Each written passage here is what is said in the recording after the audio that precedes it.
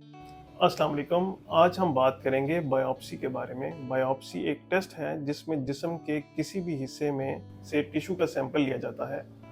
Biopsy किसी भी रसौली growth जो कि नॉर्मल टिश्यू से मुख्तलिफ लगती है, जिसमें कैंसर के सेल होने का खदशा होता है।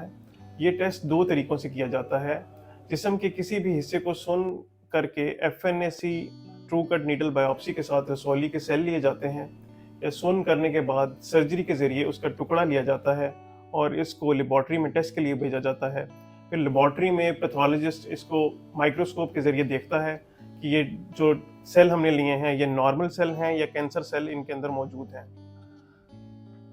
अच्छा, एक और बड़ा ज़रूरी सवाल ये है कि अक्सर मरीज़ ये सवाल पूछते हैं कि क्या बायोप्सी टेस्ट करने से जो कैंसर सेल्स हैं वो जिस्म में फैल जाते हैं? ऐसा बिल्कुल भी नहीं है, बल्कि टेस्ट करवाने से फ़ायदा ये होता है कि डायग्नोसिस अर्ली स्टेज में हो जाता है, यानी कि जब उस कैंसर का खुदा न खास्ता इलाज मुमकिन है, तो उस अर्ली स्टेज में डायग्नोज हो जाएगा तो उसका इलाज उतना ही बेहतर तरीके से पॉसिबल है। कीमोथेरेपी, रेडियोथेरेपी या सर्जिकल ऑप्शन जितने भी हमारे पास हैं, उनका इलाज टाइमली पॉसिबल होगा। जितना लेट करते जाएंगे उतना डायग्नोसिस लेट होगा और कैंसर की स्टेज जो है ना वो इंक्रीज कर जाती है।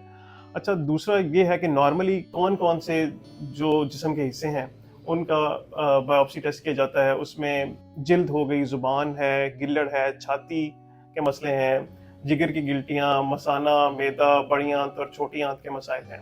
मज़ीद मालूमात अगर आप लेना चाहते हैं तो नीचे कमेंट करें, हम आपको इंशाल्लाह उसका जवाब देंगे। शुक्रिया।